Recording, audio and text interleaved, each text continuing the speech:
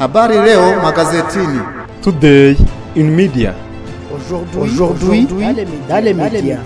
Uyu munsi mu itangazamakuru.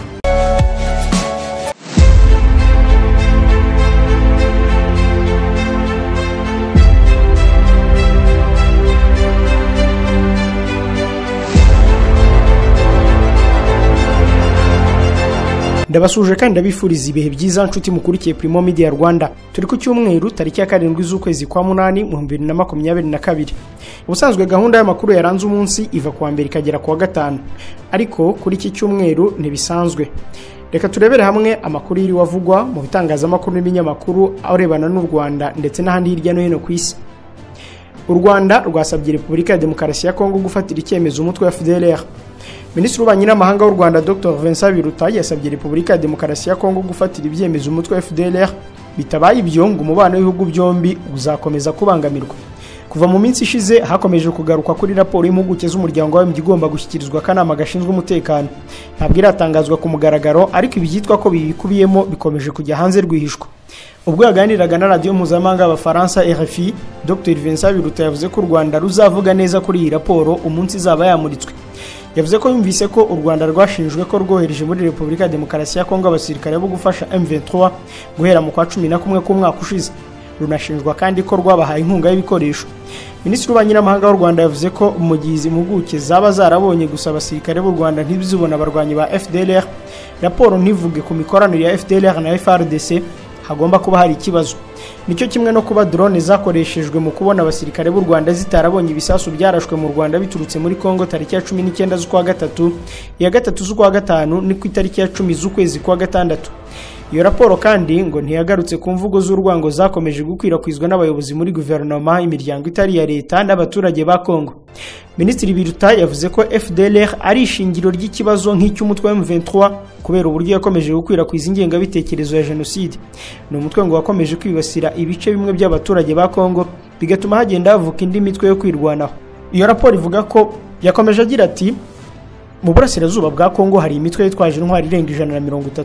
Itsinda ry'inzobere ryitaye gusa ku mutwe umwe bagakora ibishoboka byose ngo bahuze n'u Rwanda bagatekereza ko bavumbuye ikintu kinini. Ikintu kinini cyashoboraga kugaragazwa no kubaho kwa FDLR n'ingengabitekerezo ya jenoside. Ni nk'umuganga ujya kuvura ibimenyetso atitaye ku bitera indwara. Iyo raporo ivuga ko bamwe mu basirikare ba Kongo n'indi mitwe yitwaje intwaro bafatanyije mu kurwanya M23 ndetse ko ingabo za leta zabahaye intwaro. Minisitiri Biruta yavuze ko u Rwanda rwamaganye kuva mu ntangiriro imikoranire ya FARDC na FDLR kandi ko hari ibimenyetso zo mpuguke zitabona kimwe na MONUSCO mu myaka 20 hamaze. Nyamara ngo ibindi byose bakora bigamije gushyirisha mu Rwanda. Minisitiri w'Ububanyi n'Amahanga wa Repubulika ya Demokarasi ya Kongo Christophe Lutundula aheruka gushinja u Rwanda kubangamira ubusugire bwa Kongo ndetse ko umuryango mpuzamahanga ukwiye kurufatira ibihano. Minisitiri Biruta yavuze ko ihame ry'ubusugire bw'igihugu na Repubulika ya Demokarasi ya Kongo riyireba kuko iyi mitwe nka FDLR yifatanyije na FARDC bagatera ibisasu ku butaka bw'u Rwanda, ibyo nabyo ari ukuvogera ubusugire bw'igihugu. Hagati Repubulika ya Demokarasi ya Kongo irasaba umuryango w'abibumbye wa Afurika yunze ubumwe n'indi miryango gufatira u Rwanda ibihano. Minisitiri w'Ububanyi n'Amahanga wa Repubulika ya Demokarasi ya Kongo Christophe Lutundula arasaba umuryango w'abibumbye gufatira u Rwanda ibihano. Ni nyuma y'aho itsinda ry'impuguke z'uwo muryango zikurikirana ikibazo cy'umutekano muke muri Kongo zoherejeje akanama ka Loni gashinzwe umutekano raporo y'ibanga yemeza ko ingabo z'u Rwanda zifatanya n'umutwe witwaje intwaro M23. Minisitiri Lutundula mu kiganiro agiranye na RFI yavuze ko nyuma y'aho iyo raporo yemeje ko RDF yifatanya na M23 akanama gashinzwe umutekano mu muryango w'abibumbye gakwiye gufatira u Rwanda ibihano. Yagize ati ibisigaye byo gukora nuko akanama gashinzwe umutekano kasuzuma raporo kagafata ibyemezo mu rwego rw'ibihano mu rwego rwo gufasha Repubulika ya Demokarasi ya Kongo kurandura kanseri y'imitwe yitwaje intwaro. Umuryango wa Afurika yunze ubumwe, umuryango wa Afurika y'Uburasirazuba n'akarere k'ibiyaga bigari bisaba ko M23 yava mu bice yafashe. Minisitiri Lutundula kandi asaba ko mu gihe aka kanama kaba kamaze gufatira u Rwanda ibihano, umuryango wa Afurika yunze ubumwe n'imiryango yo mu karere nka East African Community na ICGLR yarufatira ibihano nayo. Umuvugizi wa guverinoma y'u Rwanda Yolande Makoro aherutse gutera utwatsi raporo asobanura ko igamije kuyobya uburari abishingiye ku kubita arashyizwe ku karubanda no kuba yarasohotse mu gihe kitari giteganyijwe kandi yaragombaga gusohoka mu kwa 12 k'uyu mwaka. Makoro yanahamije ko mu gihe ikibazo cya FDLR yemeza ko yifatanye n'ingabo za Kongo kitarakemuka akarere k'ibiyaga bigari katazagira umutekano. yongeraho ko u Rwanda rufite uburenganzira bwo kurinda ubutaka bwarwo n'abaturage barwo kugira ngo ikibi kitabahungabanya. Aha muri Repubulika ya Demokarasi ya Kongo rero MONUSCO yahawe iminsi 10 ikaba yavuye mu gace ka Kanyabayonga. Sosiyete sivile ikorera mu gace ka Kanyabayonga muri Kivu y'Amajyaruguru yatangaje ko yahaye MONUSCO iminsi 10 gusa kuba yavuye muri ako gace. Ikomeza ivuga ko nyuma y'iminsi 10 nta modoka cyangwa urujya n'uruza rw'abasirikare ba MONUSCO bashaka kongera kubona muri icyo gice, ndetse ko mu gihe itabyubahiriza izahura n'uruva gusenya. Bashinja abasirikare ba MONUSCO guhonyora uburenganzira bwa muntu mu myigaragambyo yo ku itariki ya 25 z'ukwezi gushize, aho abaturage bagera kuri 12 bakomeretse, ndetse abasirikare bayo bakaba baheruka kwica abaturage babiri.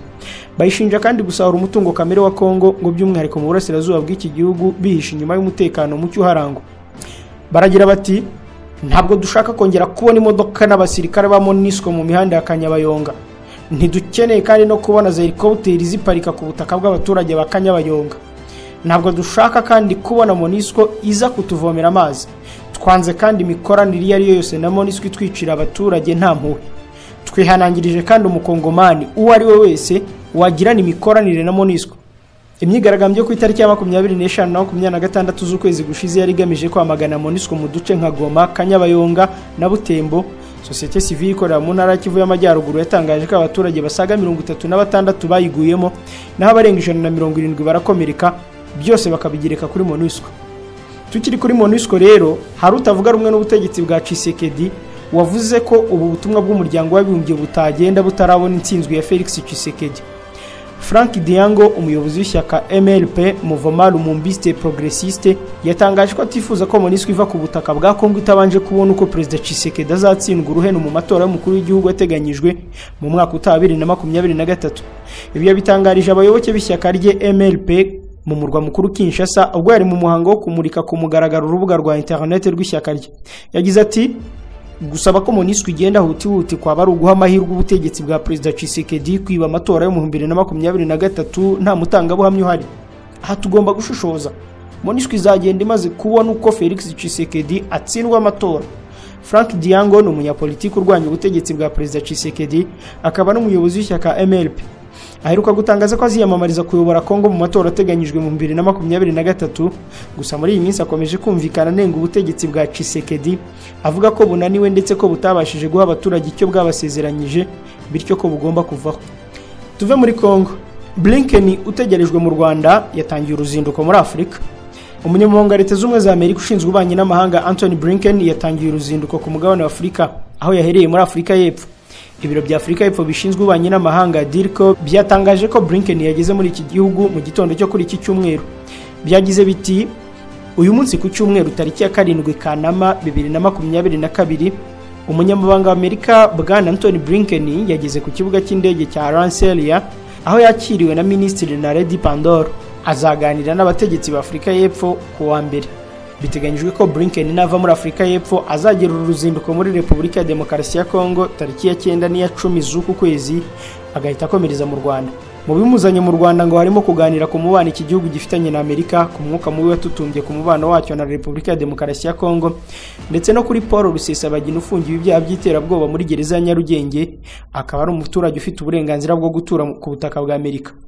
Guverinoma y'u Rwanda ibinyujije muri Minisiteri y'Ububanyi n'Amahanga n'Ubutwererane iherutse kumuha ikaze, ishima intambwe umubano w'u Rwanda na Leta z'Ubumwe za Amerika bigezeho, yongeraho ko izanamusobanurira ishingiro ku ifungwa rya Paul Rusesabagina. Igiciro cya litiro ya essence cyazamutseho amafaranga 149, naho mazuto yiyongeraho amafaranga 108. Minisitiri w'ibikorwa remezo mu Rwanda Dr Nsabimana Ernest yavuze ko Leta y'u Rwanda yazamuye ibiciro by'ibikomoka kuri petrol nyuma y'uko ku isoko mpuzamahanga naho ibiciro bikomeza kuzamuka. Yasabye abacuruzi kutabyuririraho ngo bazamure ibiciro. Leta yatangaje ko ibiciro bishya bitangira kubahirizwa kuri uyu wa mbere, aho litiro imwe ya essence yashyizwe ku mafaranga 1609 ivuye ku 1460 mu mezi abiri ashize. Kuri mazutu litiro imwe ni 1607 ivuye ku 1503. Minisitiri w'ibikorwa remezo avuga ko Leta yashoyemo agera kuri miliyari 10 ya nkunganire kugira ngo ibiciro bitazamuka cyane. Yabwiye ikigo cy'igihugu cy'itangazamakuru ko ubundi igiciro cya litiro imwe ya essence cyari kuzamukaho 307, naho mazutu ikazamukaho amafaranga y'u Rwanda 258, ariko kubera nkunganire essence yongereye 149 gusa mu gihe mazutu yongereye 108. Dr Nsabimana yatangaje ko ibiciro by'ibikomoka kuri peteroli byazamutse mu mezi abiri ashize.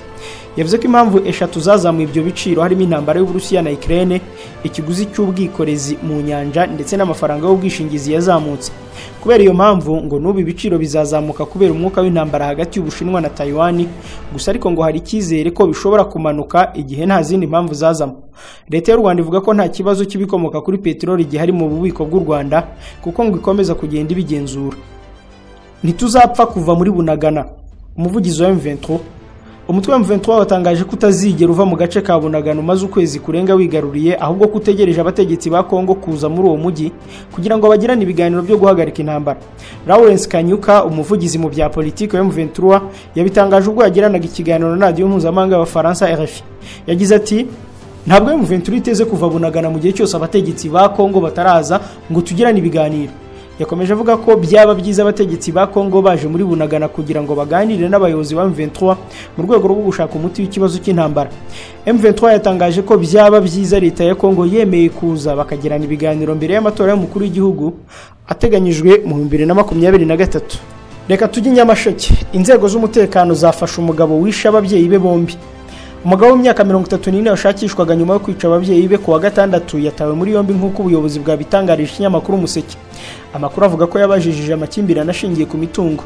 Ubu bwicanyi bwabereye mu mudugudu wa Gakomeye mu kagari ka Kigarama ku murenge wa Kanjongo y'akarere ka Nyamasheke. Umugabo ukekwaho kwica se na nyina yitwa Eliezeri, mushiki we witwa Nyirahaguma yari yabwiye ikinyamakuru Bwiza ko musaza we yicishije ababyeyi be inkota yagiye abashinga mu ijosi. Banyakwigendera n'indinda yino Samuel w'imyaka 74 n'umugore we Mukaburanga Rachel w'imyaka 62 y'amavuko. Eliezeri akimara kwica ababyeyi be yanirukankanye umwuzukuru wabo nawe ashaka kumuhitana, ariko ahungira mu baturanyi nibwo undi nawe yahise ahunga. Umunyamabanga nshingwabikorwa w'umurenge wa Kagano Kimana Kanyogote Juvenal yavuze ko Eliezeri yaje gufatwa biturutse ku makuru yatanzwe n'abaturage. Uyu muyobozi yasabye abaturage ko igihe bafite amakimbirane bajya babibwira ubuyobozi bukabafasha aho kugira ngo bihanire. Nyirahaguma Dative mushiki wa Eliezeri avuga ko ari umwana wa 8 mu bana 9 umuryango wabo wabyaye. Avuga ko ubusanzwe yize amashuri agera mu wa 2 wayisumbuye, ariko ishuri ararireka ajya kuba inzererezi Kamembe. Yavuze ko ubwo uwo muhererezi wabo yaragiye gushyingirwa uyu musore yashyize ku nkeke ababyeyi be abasaba ko nawe bamukorera ubukwe kuko afite umukunzi. Ababyeyi bahise bamuha 8, ariko ndashaka kuwugurisha baramwangira kuko nta handi hantu yagiraga. Intandaro y'amakimbirane n'ababyeyi be rero naho yavuye, nyuma ngo yaje kubana na wa mukunzi we ndetse bajya Kigali, ariko nawe barananirana. Ubuyobozi bw'umurenge i Kanombe muri Kigali bwaje kubatandukanya, umugore ajyana umwana umwe bari bafitanye, ariko ngo yahavuye anatwite. Nyuma baje kongera gusubirana. Eliezeri ngo yahoraga ahamagara ababyeyi bababwira ko kuva baramwangiye kugurisha 8 we azaza akabica nta numwe asize. Mushiki we ati mu gihe yari amaze iminsi ahamagara kuri telefone abwira papa na mama n'abandi bo mu muryango ko bamwitegura ko agiye kuzaza agarika ingogo ku cyumweru, ubwo nari mvuye gusenga mama yambwiye ko ari kunsezeraho kuko amuhamagara buri munsi amubwira ko agiye kuza kubica niba bakomeje kumwangira kugurisha 8 we. Uyu mugore ngo yabwiye umubyeyi we ko uyu muhungu wabo ari kubatera ubwoba ko atabikora. Eliezeri kandi ngo yigeze gutega si gicongo muhitane aza guteshwa n'abaturage, ariko icyo gihe aza kubyigamba amubwira ko ubutaha atazamuhusha kuko ngo igitero cya mbere kuri we yagikoze nabi. Imuhangaho umusore yakubise umukecuru baturanye ifuna ahita apfa. Ndandari François w'imyaka 31 y'amavuko utuye mu mudugudu wa Gisasa mu kagari ka Mbiriri arakekwaho gukubita ifuni umukecuru witwaga Uwimana Bibiane w'imyaka 75 y'amavuko. Ndandari François ukekwaho iki cyaha cy'ubwicanyi yabikoze isaa 4 za mu gitondo n'iminota 50. Umunyamabanga nshingwabikorwa w'umurenge wa Nyarusange Ruzindana Fiacre yabwiye umunyamakuru w'Umuseke ko Ndandari François yavuye mu rugo iwabo yerekeza mu rugo rw'uyu mukecuru ahageze afata ifuni ayimukubita mu mutwe ahita apfa. Ruzindana yavuze ko Ndandara akimara gufatwa yemeye ko ari we wishe uwo mukecuru kandi akavuga ko ntacyo bapfaga. Cyakora gitifu yavuze ko Ndandari yigeze guhohotera ababyeyi be arafatwa ajyanwa mu kigo ngororamuco agaruka asa n'uwakosotse, akaba avuga ko bongeye gutungurwa no kumva yishwe uyu mubyeyi. Gitifu yihanganishije umuryango wabuze uyu mukecuru agira inama urubyiruko rufite imyitwarire mibi yo kuyihindura, ahubwo bakerekeza ibitekerezo ku murimo batunga n'ibiteza imbere igihugu. Umurambo wa Uwimana Bibiane wahise ujyanwa mu bitaro by'i Kabgayi kugira ngo usuzumwe. Dusoreze muri Korea ya Ruguru aho iki gihugu cyahaye Uburusiya abakorerabushake 100,000 bo kubufasha guhangana na Ukraine. Igihugu cya Korea ya Ruguru cyamaze guha Uburusiya abakorerabushake babarirwa mu 100 kugira ngo babuhe umusada mu ntambara bumazemo amezi akabaka 6 buhanganyemo na Ukraine. Ni amakuru yemejwe na Igor Korochenko, umunyamakuru wa televiziyo y'igihugu y'Uburusiya, ubwo yari muri kimwe mu biganiro bitambukaho. Yagize ati hari amakuru y'uko abakorerabushake 100 bo muri Korea ya Ruguru biteguye kuza bakagira uruhare mu makimbirane. Amakuru y'aba bakorerabushake aje mu gihe ingabo z'Uburusiya zimaze igihe zarananiwe kwigarurira bimwe mu bice bikomeye muri Ukraine birimo n'umurwa mukuru Kiev. Ibi birajyana no kuba Uburusiya bumaze gutakariza abasirikare benshi muri iriya ntambara, dore ko bivugwa ko bari hagati y'ibihumbi 15 n'ibihumbi 25 bamaze kwicwa. Igor Korochenko yunzemo ko hari n'andi makuru avuga ko Uburusiya bwamaze gutumira abafundi bo muri Korea ya Ruguru ngo baze gusana umujyi wa Donbass bwamaze kwigarurira. Ni nyuma y'uko mu kwezi gushize ambasaderi w'Uburusiya i Pyongyang Alexander Matsegola yavuze ko abafundi b'Abanyakoreya bafite ubumenyi buhanitse b'abanyamurava biteguye gukorera ahantu hagoye cyane bazagira uruhare rukomeye mu kubaka ibikorwa remezo byasenywe i Donbass. Korea ya Ruguru iri mu bihugu bike byakunze gushyigikira Uburusiya kuva butangiye intambara na Ukraine mu kwezi kwa kabiri uyu mwaka. Iki gihugu by'umwihariko kiri mu byemeje uduce twa Donetsk na Luhansk twahoze mu maboko ya Ukraine nk'utwigenga. Matsegola yavuze ko kuba Korea ya Ruguru ishyigikiye Uburusiya nta kibyungukiramo, ko ahubwo ari ibintu ikora ibitewe n'umutimanama wayo. Nshuti bakunzi ba Primo Media Rwanda, naha dusoreje amakuru yavuzwe kuri iki cyumweru tariki ya 7 z'ukwa munani mu 2022. Ndi Jean de Dieu Karinijabo, ndabararikira gukomeza kubana natwe mureba n'izindi video ziri kuri uru rubuga. Ndabifuriza kugira n'amahoro y'Imana kandi. Habari leo magazetini. Today in media. Aujourd'hui dans les médias. Uyu munsi mu itangazamakuru.